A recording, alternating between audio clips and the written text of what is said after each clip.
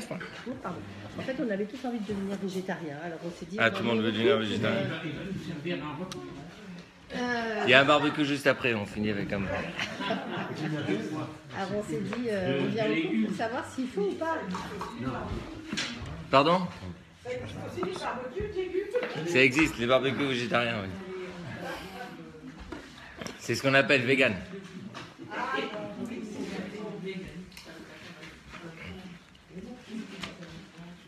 Bien, on va commencer. Vous êtes prêts, vous? Oui, il faut mettre le micro. Parce qu'en plus, on sera diffusé sur Academ.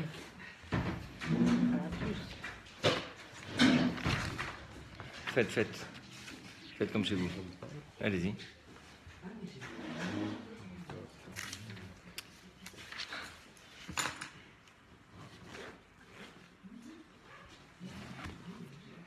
Alors, bonjour à tous, bonjour à toutes. Il y a plus de monde en Facebook Live qu'en réel. C'est encore plus marrant. Vous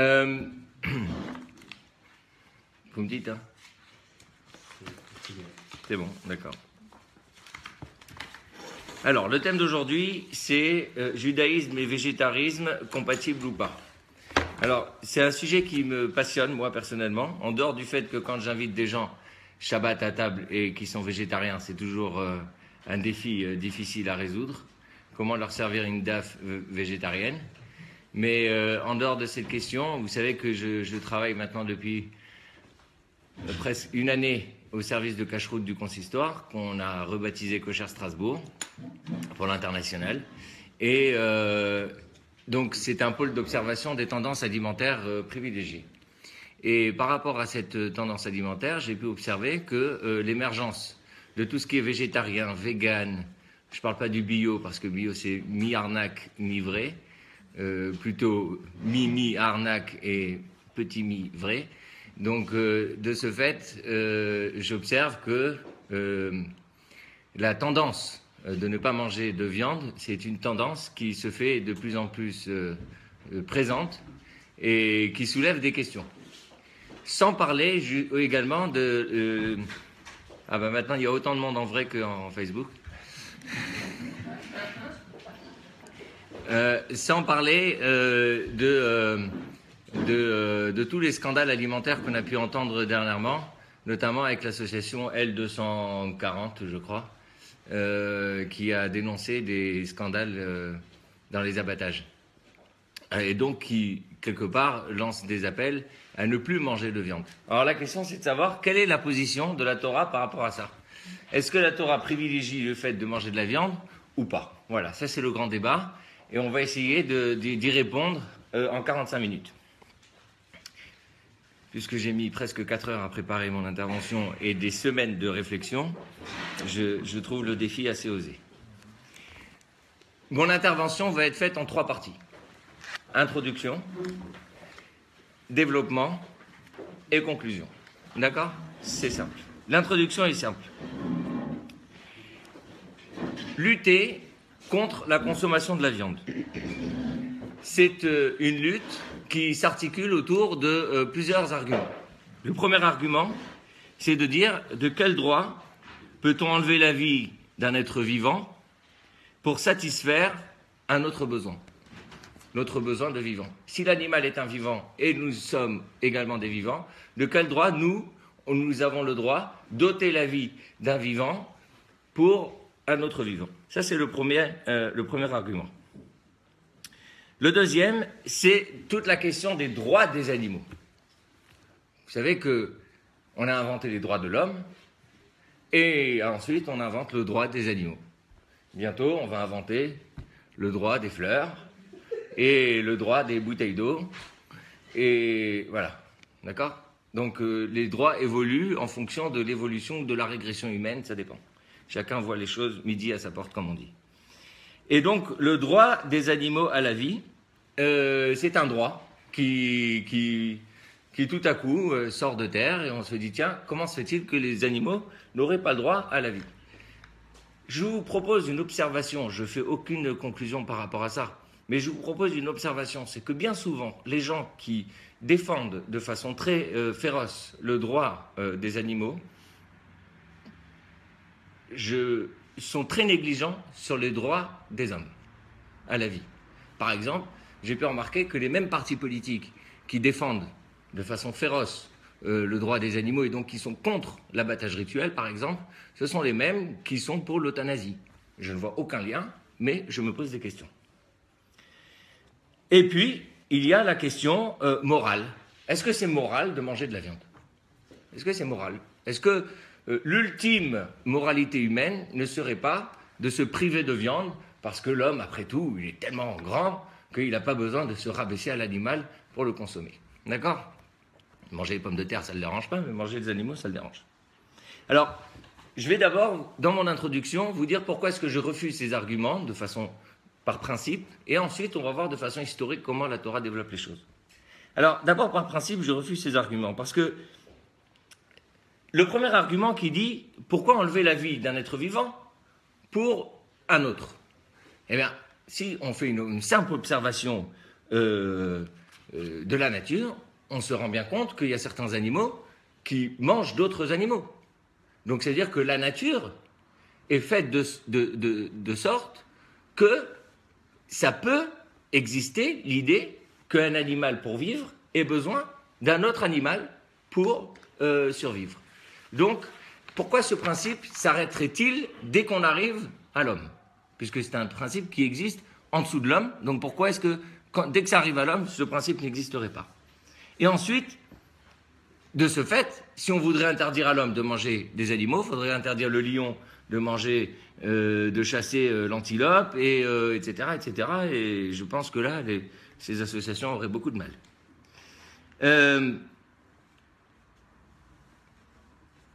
Donc, si on accepte l'idée que ce soit dans la nature que un être vivant puisse manger un autre être vivant, pourquoi est-ce que ce principe s'arrêterait-il à l'homme? Donc, si la morale, et j'ai envie de conclure en vérité cette histoire de refuter ces arguments, c'est de dire que si la morale, en vérité, de la consommation de la viande se base uniquement sur une question de logique humaine, eh bien, je crains les plus fortes dérives.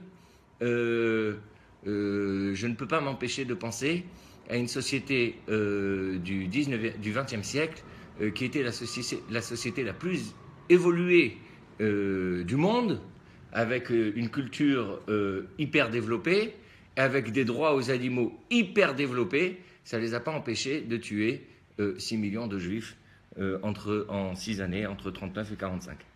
Donc, toute cette question de morale me pose énormément de problèmes. Et la seule façon pour moi, en tout cas personnellement, de pouvoir aborder la question est d'essayer de comprendre quelle est la vision de la Torah. Donc plutôt que de baser la chose sur un principe humain qui se limiterait en réalité au bout de ce principe, parce que ce principe n'existe qu'une fois qu'on l'a évoqué, et après il ne peut plus s'appliquer ni aux hommes, ni à certains animaux, etc. Pendant qu'on fait un Facebook Live, ça n'ira pas. Alors, qu'est-ce qu'elle dit la Torah? La Torah, elle dit comme ça. Quand Dieu a créé Adam, quand il a créé l'homme et son épouse, Chava, il a dit comme ça, Iné natati lachem, voilà, je vous ai donné, Esev, des plantes, Zorea zera, qui ont une semence, Ve'et kolet sacherbo periet, Zorea zara, lachem yé lochla. La Torah, elle dit comme ça, les végétaux, les arbres, lachem yé lochla, c'est pour vous, pour manger, pour consommer.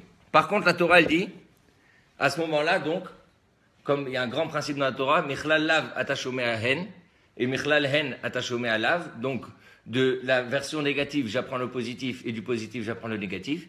J'apprends de là que si la Torah m'a autorisé et me suggère de manger des végétaux, de là, c'est une évidence que j'ai pas le droit de manger des animaux. D'accord? Bien. Après le déluge, quand Noach sort de la Teva, il sort de l'arche, à ce moment-là, il fait un sacrifice. Après ce sacrifice, Dieu fait une promesse. Il dit, je renverrai plus, c'est fini le déluge, il n'y aura plus de déluge. Et à ce moment-là, il dit, comme ça, vous avez le droit de manger des animaux sous certaines conditions.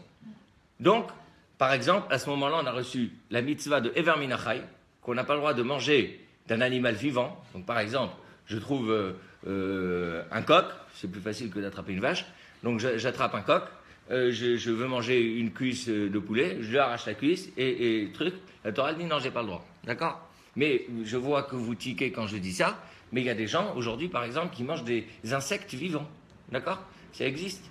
Il suffit de regarder des émissions à la télé branchées cuisine, puisque c'est ce que mes gosses font, eh bien, vous voyez qu'ils cuisinent des insectes vivants, d'accord? Eh bien, c'est le moment de tiquer.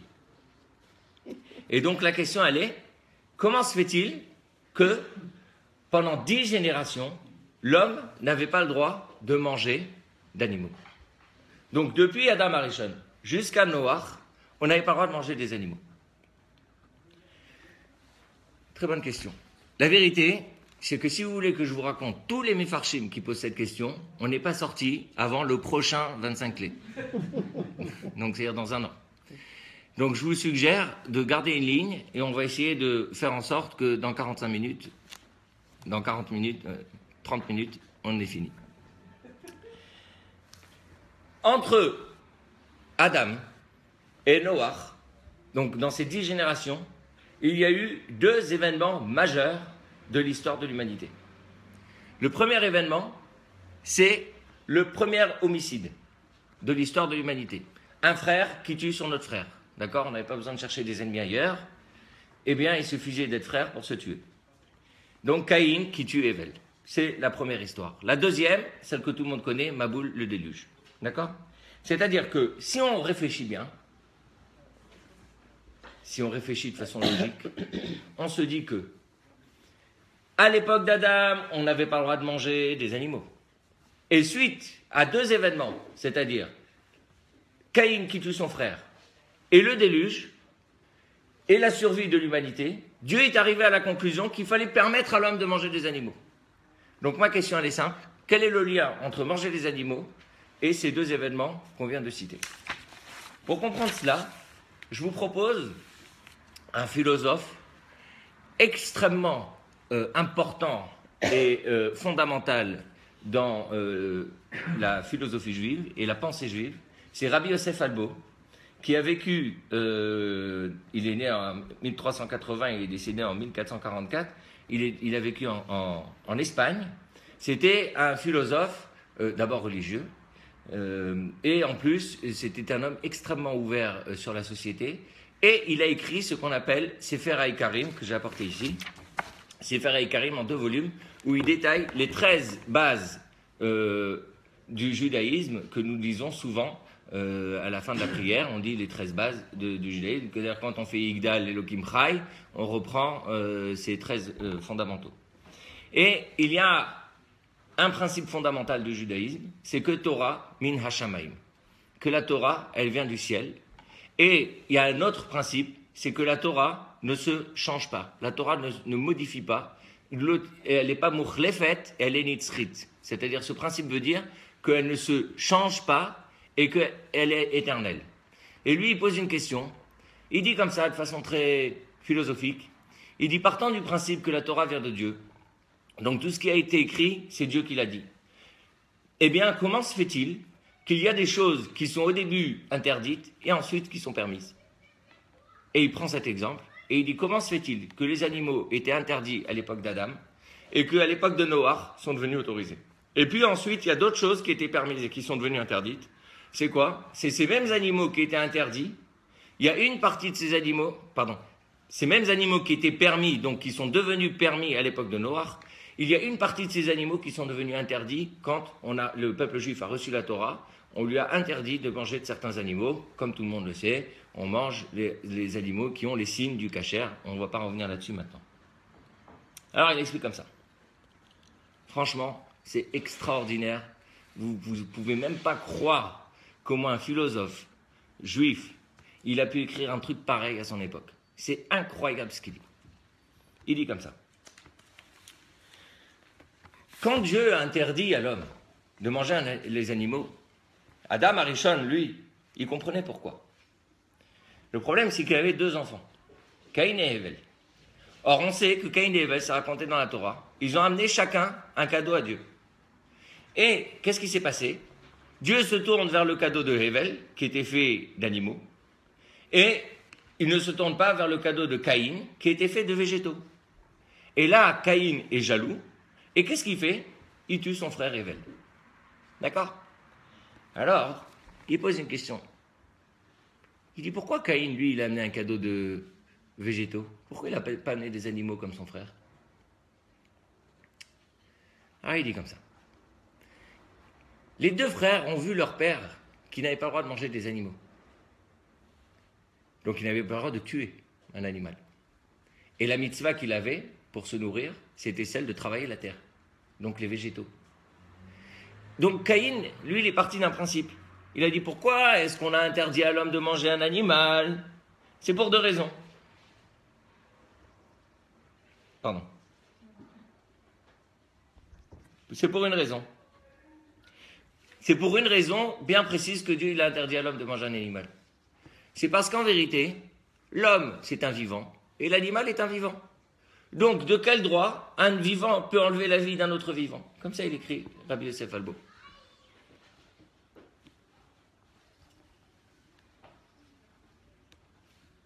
Donc, qu'est-ce qu'il fait? Il amène un cadeau des végétaux. Il dit, puisqu'on n'a pas le droit de maltraiter les animaux, puisqu'on n'a pas le droit de les tuer, on va amener un végétal. Hevel, dans la Torah c'est écrit, il a amené Gamhu, lui aussi un cadeau. C'était des animaux. Gamhu, ça veut dire lui aussi, il a un peu compris comme son frère Caïn, que l'homme et l'animal étaient au même niveau. Mais lui, il s'est dit, Hevel, qu'il y a un moment dans la vie où on a le droit de tuer un animal, c'est pour le sacrifier pour Dieu. Qui avait plus raison que l'autre? Hevel, il a plus raison que Caïn. Parce que Caïn, il a mis l'homme et l'animal sur le même piédestal. Hevel, il n'a pas mis l'homme et l'animal sur le même piédestal, mais il s'est dit que du point de vue moral, pourquoi est-ce qu'on va tuer un animal? Et c'est la raison pour laquelle Dieu il interdit à l'homme de manger l'animal et qu'il doit se nourrir des végétaux. Mais quand même, il y a un moment où il y a exception. Cette exception, elle est pour servir Dieu. D'accord? Alors, qu'est-ce que fait Caïn? Il tue Hevel. Pourquoi il tue Hevel? Très simple. Il dit Hevel, qu'est-ce que toi tu m'expliques? Tu m'expliques, pour moi, on n'a pas le droit de tuer les animaux, parce qu'on n'a pas le droit de tuer, on n'a pas le droit d'enlever une vie. Mais pour toi, on a le droit de tuer un animal. Donc toi, tu considères que l'homme et l'animal, ils sont au même niveau, mais quand même, on a le droit de tuer l'animal. Donc si on a le droit de tuer l'animal, eh bien moi je peux tuer l'homme. Vous entendez le raisonnement? Si toi tu penses que l'animal, on a le droit de le tuer, alors de ce fait, puisque l'homme et l'animal ils sont au même niveau, alors moi je peux te tuer. Et donc il se lève et il tue Hevel.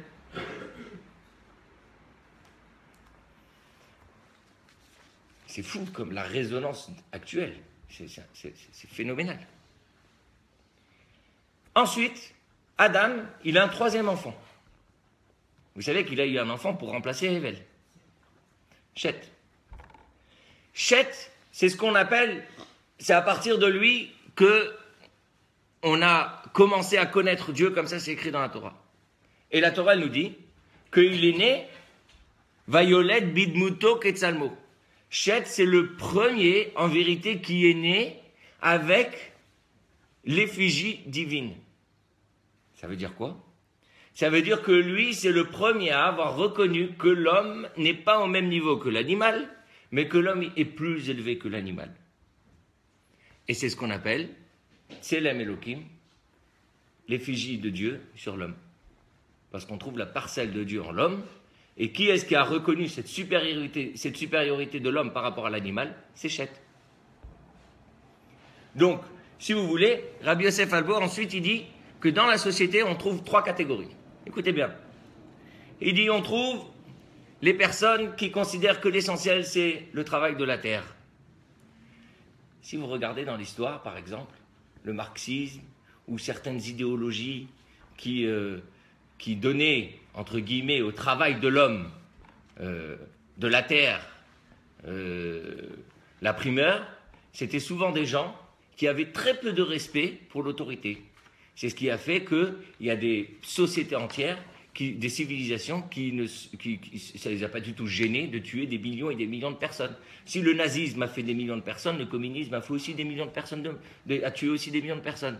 Donc ça veut dire quoi? Ça veut dire qu'il y a une idéologie qui considère que l'homme en vérité n'est pas à un niveau suprême, mais que l'homme se place exactement au même niveau que l'animal, et donc l'essentiel, c'est que si on veut respecter l'homme, il faut aussi respecter l'animal, et de ce fait, la seule chose qui vaille la peine dans la vie d'un homme, c'est de travailler la terre.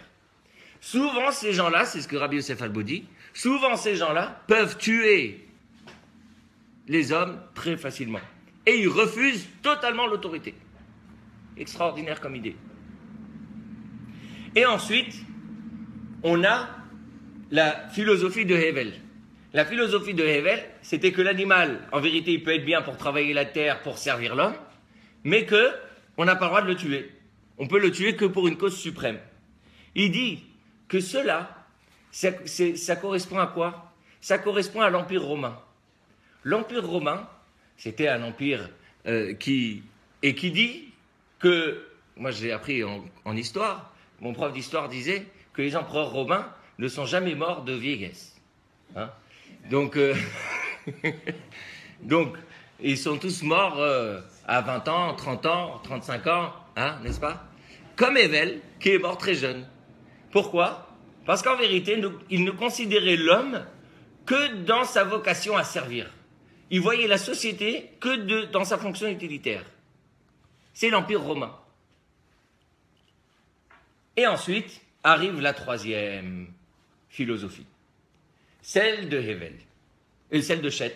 Vous ne suivez pas là? Celle de Chet. Qu'est-ce qu'elle dit, la philosophie de Chet? Que l'essentiel, c'est de servir Dieu. Et que on refuse, en vérité, on refuse l'autoritarisme et on refuse l'autorité pour l'autorité, mais qu'on doit réussir à créer une société d'hommes qui puisse pousser la société vers le haut. Donc les hommes doivent conduire, être les leaders de la société. Donc, évidemment, se considérer supérieurs aux autres règnes, que ce soit le règne végétal, que ce soit le règne minéral et l'animal. Rabbi Yosef Albo termine comme ça.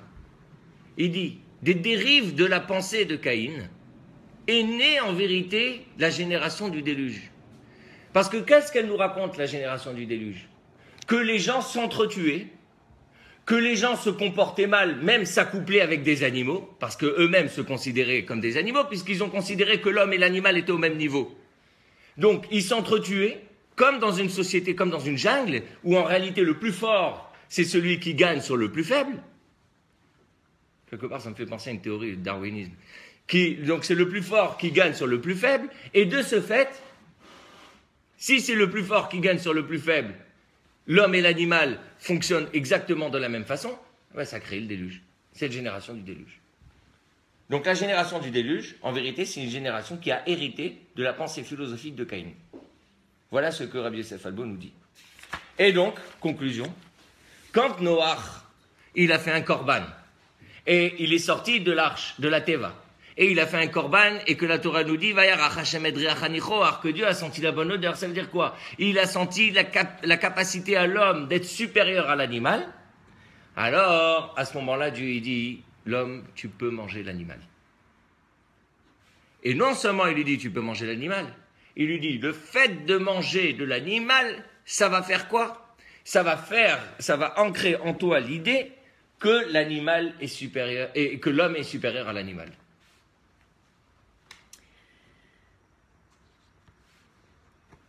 Le Or HaChaim dit, quand on sort de la Teva, il dit, comment se fait-il qu'à Noach, on a autorisé de manger des animaux? Il dit pour 3 raisons. Mais vous voyez, ça rejoint exactement ce que Rabbi Yosef Albo dit. La première raison, c'est parce que grâce à l'homme, l'animal a pu survivre. S'il n'y avait pas Noach, eh bien à cause du déluge, les animaux auraient aussi péri. La deuxième raison, c'est parce que Noach s'est occupé des animaux dans la Teva, d'accord? D'ailleurs, vous imaginez que pendant toute la période où il était dans l'arche, il a très peu dormi, parce que chacun a son cycle, etc. Et la troisième raison, c'est parce qu'il a été capable de sacrifier l'animal en sortant. Donc de faire un sacrifice à Dieu. Donc pour ces 3 raisons, eh bien, Noach a eu l'autorisation, on lui a donné la possibilité de manger des animaux. Donc ce qu'on voit d'ici... Orachem. Donc, qu'est-ce qu'on voit d'ici? On voit d'ici quelque chose d'extraordinaire.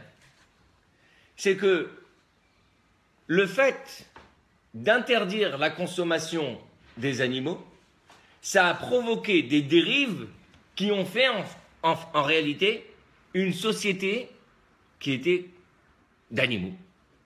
On a voulu interdire la consommation des animaux, et bien les hommes sont devenus des animaux. C'est comme si en réalité on avait envie de dire que pour que l'homme puisse prendre conscience qu'il n'est pas un animal, il a besoin d'avoir un steak dans son assiette. Si je devais caricaturer. Mais quelque part, c'est pas faux. C'est pas je trouve la caricature pas si caricaturale. Parce que le fait de consommer de quelque chose, et ça on le verra un petit peu encore plus tard, le fait de consommer de quelque chose, forcément, ça démontre la supériorité du consommateur par rapport à la chose qui devient objet. D'accord ?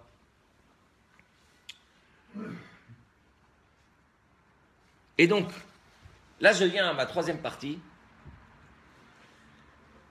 qui est de poser une question. Pourquoi donc est-il nécessaire, et ça peut être positif, et c'est positif, je le pense, de manger des animaux? Il y a une Gemara dans Sanhedrin, page 39b, page 59b. La Gemara, elle dit comme ça. Amar Rav Yehuda Amar Rav, Rav Yehuda du nom de Rav. Adam Arishon, donc le premier homme, comme on l'a dit, Lo hu nachlo basar la achila. Lo utarlo basar la achila, pardon. On ne lui a pas autorisé la viande à la consommation. Et quand est arrivé Noach, on lui a autorisé. Alors la question elle est, on a posé la question philosophique, et maintenant on va essayer d'aller un petit peu plus loin et de se poser la question pourquoi. Parce que maintenant, on va essayer de comprendre quelque chose qui vient plutôt du point de vue de la, non seulement du point de vue de la pensée, mais du point de vue de l'action. Qu'est-ce qui se passe quand une personne mange un animal, de la viande ou autre chose? Pour cela, je vais me servir d'un autre verset qu'on a lu dans Tehillim et qu'on a lu dans Tehillim même hier, puisque c'était Rosh Chodesh. C'est écrit comme ça. Kilo ala lechem levado ichi ha'adam, ki al kol motzapi Hashem ichi ha'adam. Car ce n'est pas à la lechem levado ichi ha'adam. L'homme ne vit pas uniquement par le pain. Ki al kol motzapi Hashem, mais c'est par la parole de Dieu, ichi ha'adam, que l'homme vit. Que veut dire ce verset? Ce verset, en vérité, il est en train de poser une question. Et il dit comme ça. Comment se fait-il qu'une personne ait besoin de manger du pain et ait besoin de manger de quelque chose? Pourquoi est-ce que Dieu n'aurait-il pas pu créer un homme qui soit autosuffisant, émancipé, indépendant? Pourquoi est-ce que je ne peux pas rester toute ma vie sans manger? Ça serait extraordinaire. Que Dieu crée un homme qui n'a pas besoin de manger de l'extérieur, qui peut se régénérer de façon énergétique, avec, j'en sais rien, avec un panneau solaire intégré. On peut imaginer toutes sortes de choses pour que l'homme puisse intégrer l'énergie de l'extérieur de façon différente plutôt que de consommer de la nourriture. Oui, l'homme doit travailler, oui. Mais je parle de ma question, c'est une question physiologique que je pose. La réponse à cela, elle se trouve dans ce verset. C'est parce que le verset il dit que l'homme ne vit pas par le pain, mais par la parole de Dieu. Qu'est-ce que ça veut dire? Alors la Kabbalah, elle explique comme ça. Vous connaissez le principe du mur qui tombe? Vous connaissez le principe du mur qui tombe? Qu'est-ce qui a déjà démoli? Qu'est-ce qui est maçon ici? Qu'est-ce qui a déjà démoli un mur? Et dans le principe du mur qui tombe, il est très simple. C'est que si j'ai un mur qui est droit comme ça, et qu'à un moment je le fais tomber, eh bien la pierre qui se trouve la plus élevée du mur, c'est celle qui va se retrouver la plus loin. D'accord? C'est celle qui va se retrouver la plus loin de la base du mur. Et celle qui est en bas, elle reste ici à côté. D'accord? Ça, c'est un principe. C'est un principe, en réalité, vous pensez que c'est un principe physique, mais en réalité, c'est un principe kabbalistique. Pourquoi? Parce que je vais vous expliquer une chose très simple. Il y a tout ce qu'on appelle la ishtalshelut, c'est-à-dire l'enchaînement des choses et des forces divines, comment elles descendent sur terre. D'accord? Dieu, il a créé différents règnes. Il y a 4 règnes. D'accord? Domem, Tzomeach, Chaim et Daber. C'est ce qu'on appelle le minéral, le végétal, le vivant et l'humain. D'accord? Il y en a 4. Quel est le règne le plus élevé en vérité? C'est l'homme. D'abord, il y a le minéral. Ensuite, il y a le végétal. Après, il y a l'animal. Et après, il y a l'humain. Et l'humain, c'est ce qu'on vient de dire tout à l'heure, comme Rabbi Yosef Albo il nous a développé, que l'humain, il est au-dessus. Non seulement il est au-dessus, mais il doit se sentir au-dessus. Parce que s'il ne se sent pas au-dessus, eh bien, il va se retrouver en dessous. D'accord? Donc, ça, c'est le principe. Maintenant, si l'homme, c'est celui qui est au-dessus, quand maintenant je vais regarder sa racine, en vérité, c'est certainement celle qui est la plus proche de Dieu. Sa racine, l'homme, s'il est plus élevé, c'est parce qu'il est le plus proche de Dieu. Mais en même temps, s'il est plus proche de Dieu, quand il descend, quand il tombe, il va tomber le plus loin. D'accord? Donc, je reprends mon principe. Quand la pyramide va se retourner, elle est en haut. Moi, je suis tout en haut de la pyramide. D'accord? Quand elle va tomber, je vais me retrouver tout en bas. Si je me retrouve tout en bas, quand moi, j'ai besoin de gagner de l'énergie, où est-ce que je vais prendre de l'énergie? Je vais prendre de l'énergie de ce qu'il y a au-dessus de moi. D'accord? Et en réalité, si vous regardez, je vais prendre de l'énergie toujours du règne au moins qui est en dessous de moi parce que fondamentalement, il est au-dessus de moi. C'est-à-dire dans sa racine, comment il était dans le mur à l'endroit. D'accord? Le Kli Yakar, il explique quelque chose de magnifique. Le Kli Yakar, c'était un Polonais qui a vécu au XVIIe siècle. Il a dit comme ça, c'était celui qui a succédé au Maral de Prague. Il a dit que chaque, je vous lis dans le texte, Kol Nivra Nizon Mima Shetartav. Chaque créature vit de ce qu'il y a en dessous. C'est-à-dire que le minéral, c'est le minéral, mais le végétal, pour vivre, il a besoin du minéral, c'est pour ça qu'il a besoin d'être arrosé. Ensuite, l'animal, pour vivre, lui, il a besoin du minéral. Et le vivant, pour vivre, l'animal, il a besoin du minéral et du végétal, de ce qui est en dessous les deux, il a besoin des deux. Et l'homme, pour vivre, il a besoin des trois. Il a besoin de l'animal, du minéral et du végétal. D'accord? Et en vérité, si vous regardez bien, c'est ce que vous trouvez pour ceux qui font de la nutrition, c'est ce qu'on appelle la pyramide alimentaire. Dans la pyramide alimentaire, vous avez tout en bas, c'est ce qu'on appelle le minéral, d'accord? Donc les boissons, etc., tout ce qui est, tout ce qui est liquide. Ensuite, on a tout ce qui est végétal, on a les céréales, les fruits, etc. Et ensuite, ça se referme un peu, on a tout ce qui est protéines, tout ce qui est animal. Ok? Et après, on a tout ce qui ne sert à rien, les sucres. Donc, ça, c'est la pyramide. Donc, si vous regardez bien, on a la base. Pourquoi vous rigolez? Vous aimez le sucre? Ah, d'accord. Mais ça ne sert à rien. Il n'y a pas de problème. Vous pouvez, mais ça ne sert à rien. Donc, vous avez, en réalité, dans la pyramide, vous vous rendez compte que la base de la pyramide, elle est toujours plus large que la pointe de la pyramide. Pourquoi? Parce que, et certes, on a besoin de consommer de tout ce qu'il y a dans la pyramide, mais pas à la même fréquence et pas à la même quantité. D'accord, madame? On ne se nourrit pas que de sucre et de chocolat. Ok? On boit aussi un peu d'eau de temps en temps. Donc, on a besoin, donc si vous regardez bien, on a besoin de ce qu'on appelle le domème, le minéral, de façon très importante. D'ailleurs, c'est la raison pour laquelle une personne, elle peut rester sans manger pendant plusieurs jours, à condition qu'elle puisse boire, d'accord? Et ensuite, on a le végétal on a besoin, mais évidemment, si on n'en mange pas, ça nous crée des faiblesses et on va perdre de l'énergie, etc. Donc c'est absolument nécessaire, mais pas indispensable. Et ensuite, on a ce qui est animal. Si on ne mange pas de ce qui est animal, on peut évidemment survivre, mais en créant des carences. Donc ça veut dire que plus je vais chercher en bas, et plus je vais puiser de l'énergie. Et c'est ce que ce verset il dit, que Kilo alalechem levado, ce n'est pas seulement sur le pain, Iria Adam, que l'homme vit, mais qui a le motzapi Hachem, sur la parole de Dieu que l'homme vit. C'est-à-dire quoi? La parole de Dieu qui se trouve dans la nourriture.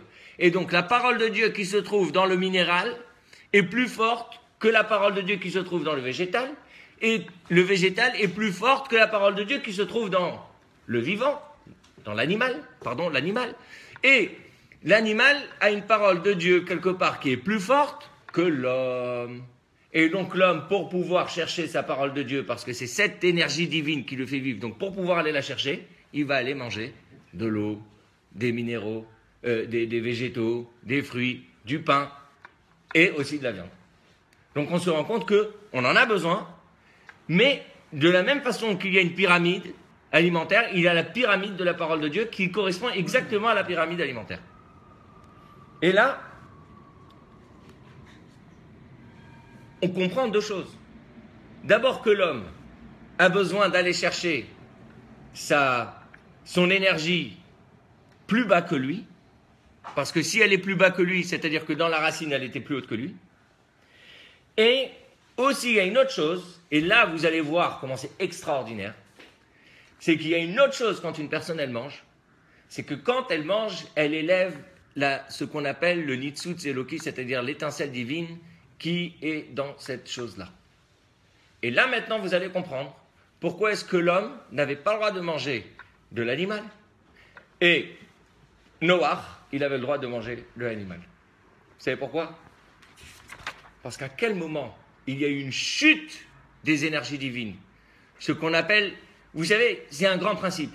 C'est que quand une personne, surtout Adam, donc le premier homme, il vivait au Gan Eden, eh bien, tout le monde, c'était un monde parfait. D'accord? Quand il a fait la première faute, il a mangé de l'arbre de la connaissance, si elle écoutait sa femme, eh bien, c'était un homme irresponsable. Eh bien, qu'est-ce qui s'est passé? Il a pris toutes les énergies divines qui existaient et il les a balancées comme ça, de façon complètement éparpillée, il les a balancées dans l'univers. Donc en vérité, c'est comme si il avait créé une fuite. Vous savez, c'est comme si maintenant vous avez un système de canalisation et vous prenez une hache et vous mettez un grand coup et il y a l'eau qui gicle partout. D'accord?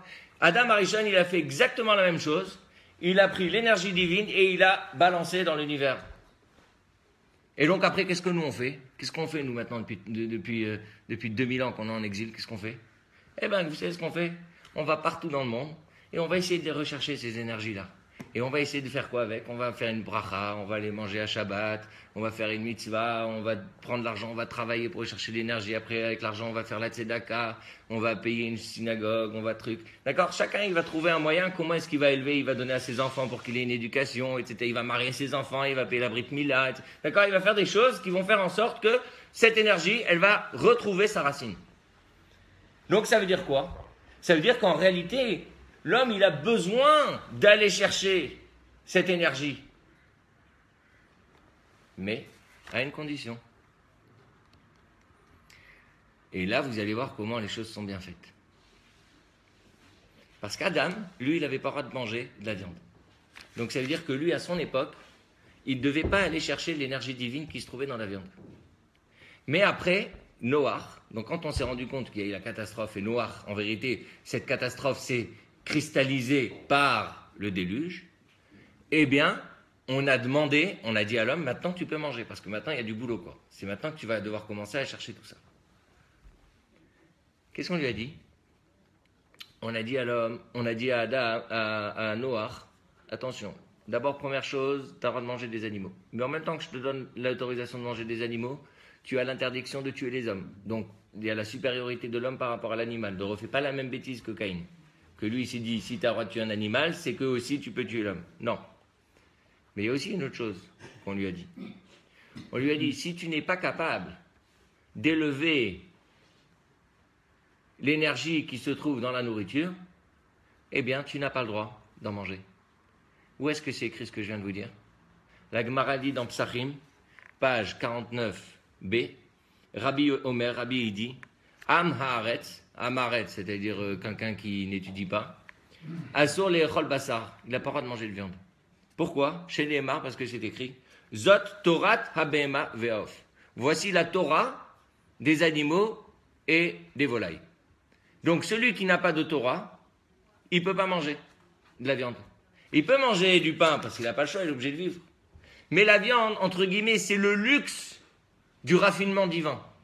Mais si toi, tu n'étudies pas, qu'est-ce que tu vas faire avec cette énergie? Tu vas utiliser dans quoi? Et vous savez quoi? Le Kli Yakar, il dit, exactement au moment où on autorise à l'homme, on autorise Noach de manger, le Kli Yakar, il dit comme ça. Après, je vais terminer, parce que je vais dépasser l'heure. Le Kli Yakar, il dit, donc les Mefarshim disent que, comme on a dit, chaque nivra, chaque créature vit de ce qui est en dessous. Donc le minéral, il vit de ce qui est en dessous, il vit de lui-même parce que lui-même c'est la base.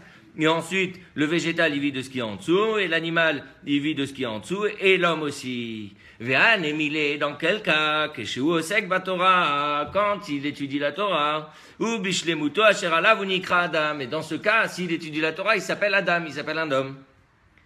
Kizuladze hu nimshal kabehemot nidme. Parce que sinon, il est comparé à un animal. Ve'lama yochal ben gilo. Et si lui, il est comparé à un animal, qui lui permet de manger un animal? D'ailleurs, vous avez remarqué que la Torah, elle nous autorise de manger un animal qui lui-même est respectueux de la chaîne alimentaire. C'est-à-dire que la Torah, elle nous a dit, tu as le droit de manger un animal quand elle nous a donné les règles. Elle nous a dit, tu as le droit de manger un animal, donc les animaux domestiques, etc. Mais pas les rapaces, par exemple. On n'a pas le droit de manger des rapaces. Pourquoi? Parce que puisqu'on vient d'expliquer que tout le principe de la consommation, c'est un principe qui respecte la chaîne, entre guillemets, alimentaire. Donc cette chaîne alimentaire, à partir du moment où elle est rompue, eh ben j'ai plus le droit de consommer. Donc un animal qui lui va manger un autre animal, ben moi je ne peux pas en consommer, puisque lui-même ne respecte pas la chaîne. Je n'ai le droit de manger que des animaux qui sont herbivores. Mais les carnivores, je ne peux pas en manger. D'ailleurs, moi aussi, si je me comporte comme un animal, eh bien du coup, je ne peux plus manger un animal, puisque je deviens un animal moi-même. Donc je ne suis plus comme l'herbivore, l'animal herbivore. Je suis l'homme, c'est l'homme, c'est la femme sirène, c'est ça? Donc je suis l'homme sirène, quoi. Donc c'est l'homme vache, quoi. L'homme vache, il est vachement méchant, celui-là. Donc, ok, donc c'est comme ça qu'on comprend la Gemara qui dit que Amaretz, quelqu'un qui n'étudie pas, il n'a pas le droit de manger de la viande. Parce que s'il n'étudie pas, et ben du coup, il ne peut pas élever la force divine qui se trouve dans la viande.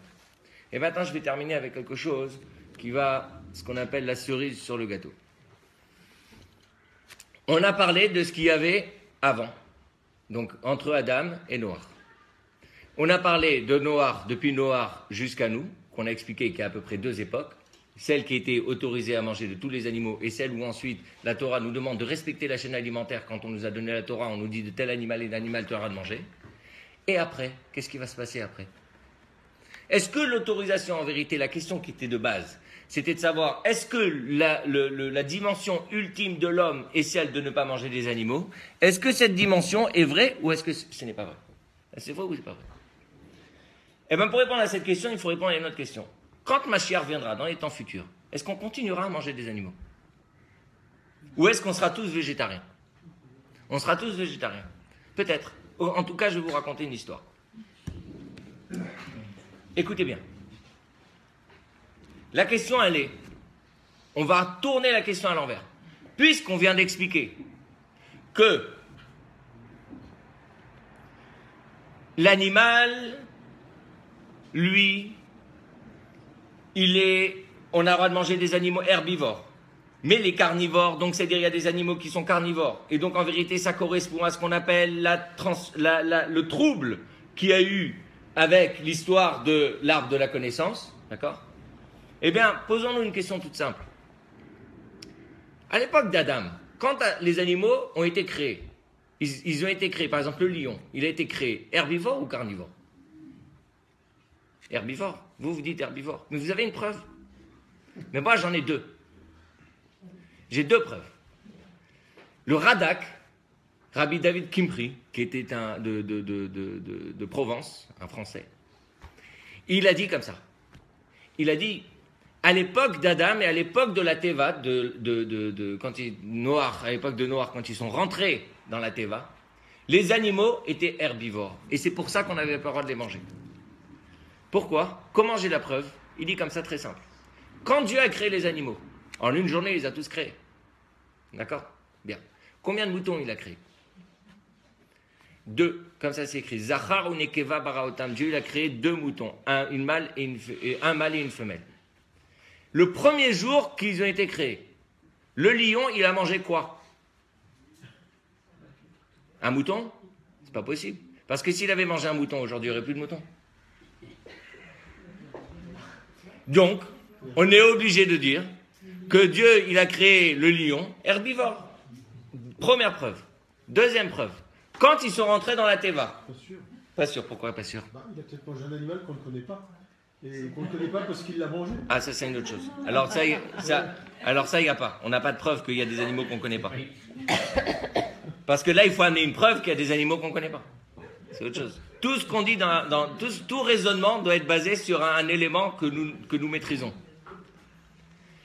Deuxième preuve. Dans la Teva, il y avait des lions. Il n'y avait pas que des lions, il y avait des ours, il y avait plein d'animaux. Ceux-là, ils étaient à ce moment-là encore herbivores ou carnivores? Herbivores. Ou sinon, comment ils ont mangé dans la Teva presque 2 mois et demi? Comment ils ont fait dans la Teva pour manger? Ils se sont mangés entre eux. Alors quand ils sont sortis, il n'y avait plus personne. Et il restait que les lions. C'est pas possible. Donc de là, le Rada qui dit que c'est une preuve qu'avant toute cette histoire-là qu'on nous a autorisé de manger des animaux, à ce moment-là, les animaux, ils étaient herbivores. Et vous voulez que je vous dise, où est-ce qu'il écrit ça? Il écrit ça dans un endroit où on est en train de parler des temps futurs. Dans Yeshaya, il y a la prophétie de Yeshaya sur les temps futurs. Et qu'est-ce qui est écrit comme ça? C'est écrit que quand Mashiach viendra, Vegar Zev Imkeves, le lion, le loup et l'agneau, ils vont vivre ensemble. Et ensuite, qu'est-ce qu'il dit le verset? Ve'aryeh kabakar yochal teven. Et le lion, comme le bakar, le taureau, il mangera du foin. Donc, il amène une preuve de là, que dans les temps futurs, les animaux, ils seront aussi végétariens. Puis comment le lion est devenu carnivore alors? Ah, à cause de la dégringolade, c'est ce qu'on a expliqué. Nous, on a expliqué qu'il y a une dégringolade. Par rapport à l'homme, mais pourquoi tel animal est devenu carnivore et à ce moment-là pas tous les autres? Enfin, pourquoi en certaine sorte? Justement, là, vous êtes en train justement de mettre le point sur l'élément qui nous réconforte dans toute notre théorie depuis tout à l'heure, qui veut dire que la raison pour laquelle aujourd'hui l'homme a besoin de manger de l'animal, c'est parce qu'on est là pour respecter la chaîne alimentaire. Et la preuve qu'il y a une chaîne alimentaire qui fait en sorte qu'on a besoin de chercher une énergie quelque part, c'est parce qu'on voit qu'il y a des animaux qui sont carnivores. Et donc, ces animaux carnivores sont en réalité la démonstration de ce dérèglement d'énergie. Vous comprenez? Et que quand les énergies seront toutes remises en place, eh bien, il n'y aura plus de dérèglement, donc l'homme n'aura plus besoin de manger des animaux. On peut commencer déjà. Qu'est-ce qu'il y a? On peut déjà commencer. Alors, on peut commencer. Alors, je vais vous expliquer une chose. Alors, comment on doit se positionner aujourd'hui? Alors, je vais vous expliquer très simplement. Alors, il y a des gens qui pensent qu'il faut vivre tout de suite dans les temps messianiques. Bon. Les temps messianiques, avant, dans le verset, quand il y a marqué « Ve'aryeh kabakar yochal teven », que le lion, il va manger du foin, juste avant, c'est écrit « Vegar zeev imkeves », que le lion, il va vivre avec le mouton. Aujourd'hui, le problème, c'est qu'il y a des gens qui inversent les choses. Ils se comportent eux-mêmes comme des loups qui mangent des moutons dans leur vie, toute leur vie, du matin au soir, ils se comportent comme des loups. Et après, quand ils arrivent le soir à table, ils disent « Ah, je suis végétarien ». D'accord? Ils n'ont pas compris qu'en vérité, il y a un ordre. Et l'ordre, c'est d'abord l'ordre sociétal. Le respect de l'ordre sociétal, c'est-à-dire que d'abord, le loup arrête de manger l'agneau, Et c'est seulement une fois que le loup arrête de manger l'agneau que là, le lion arrêtera de manger l'autre lion ou l'autre animal. Donc, c'est ça l'ordre. Or, aujourd'hui, les gens veulent inverser les ordres. Et moi, je suis d'avis que, plutôt que d'essayer de dire « je vais préparer les temps messianiques en ne mangeant pas de viande », je propose qu'ils modifient leur comportement en faisant en sorte de ne plus se comporter comme des loups et en se comportant comme des personnes qui construisent, donc comme des hommes qui construisent la société de demain. Parce que c'est surtout ça, en vérité. La question, c'est l'engagement personnel dans la construction d'un monde meilleur. Et cet engagement-là, il est plus important que le fait de respecter un animal, si je peux me permettre. Parce que jusqu'à ce que Mashiach vienne, d'accord, le fait de ne pas manger des animaux, quelque part, on a le choix. Soit mettre l'animal au niveau de l'homme, soit mettre l'homme au niveau de l'animal. Chacun, il fera comme il veut. Mais c'est soit l'un, soit l'autre. Et si Dieu, il a fait en sorte qu'il y a cette pyramide-là, c'est pour mettre l'homme on the top of the roof. Donc, en haut du toit. D'accord? Donc, c'est ça l'objectif. Et donc, pour conclure, je dirais les choses comme ça. On a deux périodes que nous connaissons. Celle d'avant le déluge, ou celle d'avant le déluge, le fait de ne pas manger des animaux a fait en sorte que l'homme se conduise comme un animal. Et donc, pour bien montrer que l'homme est supérieur, Dieu a dit à l'homme, maintenant, il faut manger des animaux. Et ensuite, le fait que, quand il y aura les temps messianiques, puisque l'homme arrivera à son niveau suprême, et donc il n'y aura plus le risque qu'un jour il se recomparera à un animal, parce que ce risque existe que parce que nous vivons dans ce monde-là, entre guillemets, un monde d'illusions par rapport à certaines choses, à certaines valeurs, d'accord, les valeurs de l'argent, les valeurs du pouvoir, les valeurs de l'apparence, etc. Donc on est plus dans le paraître que dans l'être. Eh bien le jour où l'homme sera lui-même vraiment homme, eh bien on lui dira maintenant, il est temps d'arrêter de manger des animaux, parce que pour toi ce n'est plus une preuve comme quoi tu es supérieur, mais c'est parce qu'il s'agit maintenant de respecter la vie humaine. Donc voilà ma petite réflexion de la journée, j'espère qu'elle vous a plu. Entre-temps, je vous souhaite un bon steak pour ce soir. Et n'oubliez pas de mettre... C'est quel morceau qu'on met dans la daf? Un steak cachère. Pardon? La joue. La joue. Le jarret, plat de côte. Voilà, faites la daf. Appelez-moi quand elle est bonne. Une question. Oui. Un peu à l'écart de ce qu'on a dit. Quelle espèce animale, à l'issue du Maboul, Oui. a été sacrifiée? Alors, dans la Torah, c'est pas écrit. Parce que c'est un problème aussi. S'il a sacrifié une espèce interdite, elle n'est plus là. Non. Ah. Non. Ah, pardon, je reprends. Il y avait justement une des choses qui ont fait que Dieu était content, on peut regarder, par rapport à ce sacrifice, c'est qu'il y avait Shiva, il y avait 7 pour les animaux cachers. Les animaux cachers, il y avait 7 et 7. 7 zachar, 7 mâles, 7 femelles. Et donc Noach, il a pris une partie. Non. Donc il a pris une partie de ces animaux cachers, il les a sacrifiés. Dieu, il a dit, si tu as été capable de sacrifier une partie de ces animaux-là, eh bien maintenant je t'autorise de les manger. Madame, est-ce que vous êtes satisfait de ma réponse ou vous restez toujours avec un... Sur ta fin, Alors venez, je vous explique. Venez. Après, quand Mashiach reviendra. Merci de nous avoir suivis sur Facebook. Hein. On n'a pas fini, on va répondre aux questions. Si vous voulez rester encore un peu, c'est avec plaisir. Non, lui il filmait et moi j'étais en live sur Facebook. Ah bon?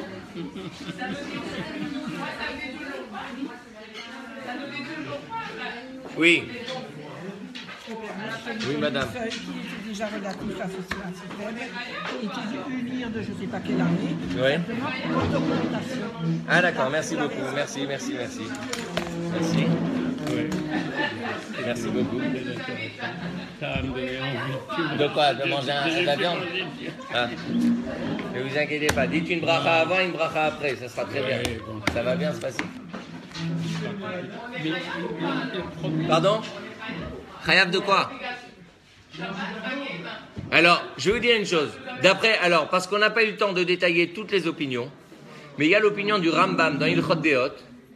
Rambam dans Ilchot Deot, il dit que celui qui pense qu'il n'a pas besoin de manger de viande, eh bien, comme ça il dit, je ne sais pas pour qui il se prend. En 2 mots. Pourquoi? Pour différentes raisons. Notamment la raison, c'est qu'il y a une mitzvah de manger de la viande à certains moments de l'année, notamment le Shabbat, et notamment quand il y a des fêtes. Et donc, de ce fait, c'est ce que le Rambam pense. Maintenant, il faut savoir que il y a plusieurs avis différents sur cette question-là. Là, j'ai pris le parti de suivre, non pas mon avis, mais celui pour lequel je trouvais qu'il y avait un équilibre historique. Donc, l'avis qui me donnait un équilibre historique. Et je vais vous faire une petite confidence. Quand j'ai préparé mon cours, vous savez que le Rav Kook, c'était un pro-végétarien, pro-végétarisme, très pro. Il a écrit des essais sur les valeurs du végétarisme. Hein, et il se base sur Rabbi Yosef Albo, que j'ai ramené. Parce que Rabbi Yosef Albo, il dit, dans son introduction du passage qu'on a cité, il dit que le fait de tuer un animal, il y a une part de cruauté. Quand on tue un animal, il y a une part de cruauté. D'accord ? N'est-ce pas? C'est une part de cruauté qui est indéniable. Quand on tue un animal, forcément, on lui enlève la vie. Enlever la vie, c'est pas esthétique, entre guillemets. Et je dirais même plus loin. Même ceux qui pensent que, par exemple, il faudrait faire l'étourdissement. On n'a jamais prouvé que l'étourdissement permettait d'enlever la douleur de l'animal. C'est la première chose. Ça n'a jamais été prouvé scientifiquement. Ça, il faut bien le savoir. Hein. Deuxièmement, quand on nous fait croire qu'il y a l'étourdissement qui est bien, c'est seulement quand ça marche. Or, il faut savoir que ça marche un coup sur 3 ou un coup sur 4, d'accord? Et en plus, quand on parle de l'étourdissement, on a l'impression qu'on est dans un laboratoire. Vous savez, genre clinique, produits esthétiques, anti-âge et tout. En fait, c'est pas du tout ça. C'est une tige dans le crâne, donc déjà la bête, elle souffre, premièrement. Et deuxièmement, on espère que ça dure pas trop longtemps et qu'ensuite, on va quand même l'égorger. Et le sang, il va couler, hein. Le sang ne devient pas blanc, ça devient du petit lait ou un truc comme ça, d'accord? Bon. Non, je le dis parce que dans l'esprit, si vous voulez, des gens, on a l'impression que quand on fait un étourdissement, après la bête, elle saigne plus, tout de suite, elle est déjà emballée dans un papier cellophane, etc. Bon. Et donc, Rav Kook, je reviens à Rav Kook. Rav Kook, il est parti d'un principe, c'est que si Rabbi Yosef Albo, il considère qu'il y a une forme de cruauté, donc cette cruauté ne devrait pas exister chez l'homme. Et donc si elle ne devrait pas exister chez l'homme, c'est-à-dire que le niveau ultime de l'homme, ça serait d'être végétarien. Et donc il pense, lui, que d'être végétarien, c'est une chose valeureuse, même de notre époque. Bon. Alors, moi j'ai lu le Rav Kook, et ensuite je me suis dit, ok, je vais approfondir ces sources. Et donc je me suis mis à étudier Rabbi Yosef Albo. Et je n'ai pas vraiment compris Rabbi Yosef Albo comme le Rav Kook. Alors je ne me mets pas Chas v'Shalom au niveau du Rav Kook. Mais je pense que lui, il est parti de l'introduction et de la première et de la dernière phrase. Ce qui est juste, c'est ce qu'il dit, Rabbi Yosef Albo. Mais pour moi, il y a toute la démonstration qui prouve quand même que, entre guillemets déjà, le militantisme végétarien, c'est un militantisme dangereux. Ça, c'est ce que Rabbi Yosef Albo dit. Et d'ailleurs, on le voit aujourd'hui, d'accord? N'oubliez pas, je fais un aparté, mais tous ceux qui sont pour la lutte des droits animaux, etc., posez-vous des questions sur leurs opinions politiques, sur leur tolérance pour des mouvements de boycott, etc. D'accord? On ne va pas entrer dans les détails, mais vous savez de quoi je parle. Donc, je suis très mitigé par rapport à tous ceux qui militent dans ce sens-là, et justement, c'est ce qu'il écrit lui. Il dit qu'il y a un danger dans le fait de militer, parce que regardez dans l'histoire ce qui s'est passé quand on a voulu militer pour la défense des animaux, eh bien on a tué des hommes. Mais lui, il a parlé de l'histoire de la Torah. Mais nous, dans notre histoire récente, on sait très bien que c'est arrivé comme ça. Si vous prenez les droits de défense des animaux de l'époque hitlérienne, celui qui donnait à manger à son chien avec un quart d'heure de retard, il pouvait se retrouver en prison. Ça ne l'a pas empêché de tuer des millions de juifs et des millions d'hommes. Donc je me pose toujours la question dans cet équilibre entre homme et animal. Et ça, je crois que c'est la chose qui est fondamentale. En dehors de la question de savoir si c'est cruel ou pas de tuer un animal, même si je continue de penser qu'il y a une part de cruauté. Mais parfois, hein, vous savez, il y a une phrase comme ça qui est dite dans la Gemara que Kol merachem al achzarim, sofo liot achzar al arachman. C'est-à-dire que tout celui qui a trop de pitié à un moment où il doit faire preuve de fermeté, et je dirais même de cruauté, eh bien à un moment donné, il sera cruel avec celui envers qui il doit éprouver de la pitié. Si vous voulez, il y a toujours ce problème d'équilibre des forces. Trop de quelque chose, eh bien forcément, c'est qu'on est moins de quelque chose d'autre. Eh bien faites attention à ça. Et moi je pense que si du point de vue individuel, chacun a le droit de choisir de manger ou pas de la viande et à la fréquence qu'il veut, d'accord ? Je n'ai rien contre les végétariens. Et je vais vous dire un truc, c'est des marchés émergents. Et quand on travaille dans la cache-route, c'est magnifique de travailler dans les marchés véganes. Quoique le kasher, c'est encore plus vegan que vegan. C'est-à-dire que quand vous avez un produit kasher parvé, il est plus vegan et végétarien que ceux qui sont labellisés végétariens et vegan. Parce que moi, je fais des audits de produits. Je peux vous dire que sur des produits véganes, vous trouvez des matières animales. Bon. Oui, c'est... Bon. On va pas dire là-dessus, c'est pas le sujet. Mais voilà, après chacun choisit la fréquence à laquelle il va manger de la viande, s'il veut en manger ou pas. Voilà. Le militantisme, c'est une autre chose, et je suis toujours méfiant par rapport à des effets de mode qui peuvent parfois avoir des revers surprenants. Merci. C'est Rambam qui est là la dernière fois. Oui. Hein, Oui. Ok. Mais dans les corbanotes ici, c'est la viande. Les corbanotes, c'est la viande, tout à fait. Mes amis Facebook, à la prochaine. C'était une belle expérience. 30 personnes qui nous ont suivis en live sur Facebook, ça fait quand même beaucoup. Donc, à bientôt, les amis. See you later.